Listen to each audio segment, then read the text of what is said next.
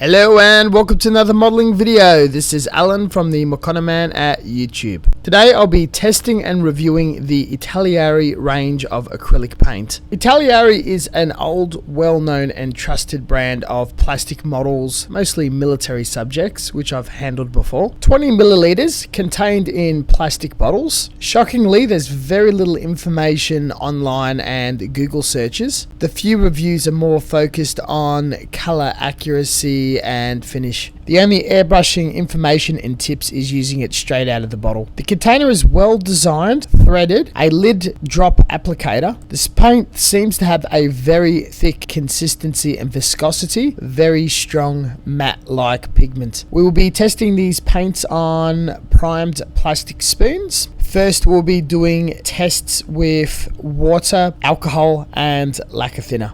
First, distilled water with tension breaker and tap water on an off-film experiment. The water is repelled by the paint and beads pretty badly, followed by separating, beading, and not adhering to a primed surface. The second test is isopropic alcohol. This was a lot more successful in blending and creating a cohesion slurry, though a bit frothy for some reason. At a 50-50 dilution, it did struggle to flow a bit, but it had a far more even and opaque coverage with more PSI is possible to spray. Third test is a lacquer solvent thinner. This one was also somewhat successful in blending with the paint. An advantage of superior flow, though for some reason clumps and clots in small beads, not 100% right compared to other hobby paints. Flows a lot easier with minimal spluttering.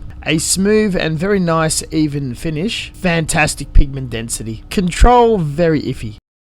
With some adjustments, base primary colors are very possible to spray and it adheres well enough to a primed surface. Straight out of the pot or slight dilution, it does flow quite nicely and builds up. It does get a bit streaky, but with thinning, it is not a problem at all, especially building in layers. But not all pigments and colors work the same, and it is fair to assume that most paints would react very similar and not diverse too much. Unfortunately, with a couple of prime colors, a couple of very light colors that are renowned to have very light pigment density and a metallic, we got widely varying results, mostly in the negative. Notably, white and tans have a completely different viscosity and absolutely did not flow through the airbrush. Plus a lot weaker adhesion and near impossible to clean out the airbrush, gunking up even further between coats. The metallic gold was very similar, though hand painted, quite lumpy and streaky even with dilution. The green spluttered at first, but that's because the airbrush started having all sorts of contaminants going all the way through it from the other colors,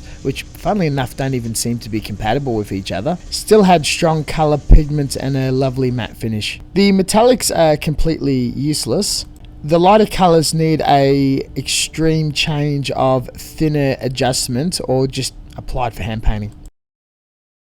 With additional thinner and adjustment, the light beige color was finally able to flow out of the airbrush and build up.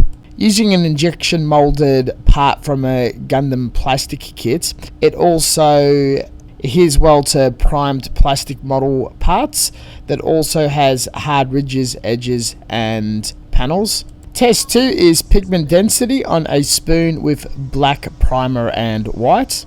In one coat, the color is fairly decent and consistent across all the gradient undercoats.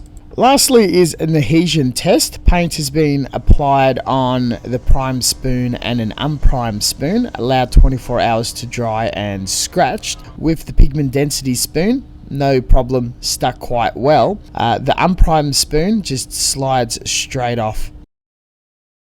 Fairly reviewing troublesome paint can be very difficult. Choice and preference of paint is also a very personal one and can be controversial with differing opinions, conditions. With the base reviews found on Google, this paint does everything it says and advertised. Compared to my style, preferences, use and experience with all other paints, I cannot recommend or say that this is a good brand. I had to go through a lot of unnecessary extra effort. There was no consistency, no community, no information, no support. This paint was dropped and no longer even available or sold within my local community or country, and I think that pretty much says enough about this. If you do use it and like it, there is no attack on your preference and your work, and is valid and does not reflect on the type and skill of modeler you are. Thank you very much for watching, and as always, until next time, stay tuned for further content and we'll catch you guys next time. See you later.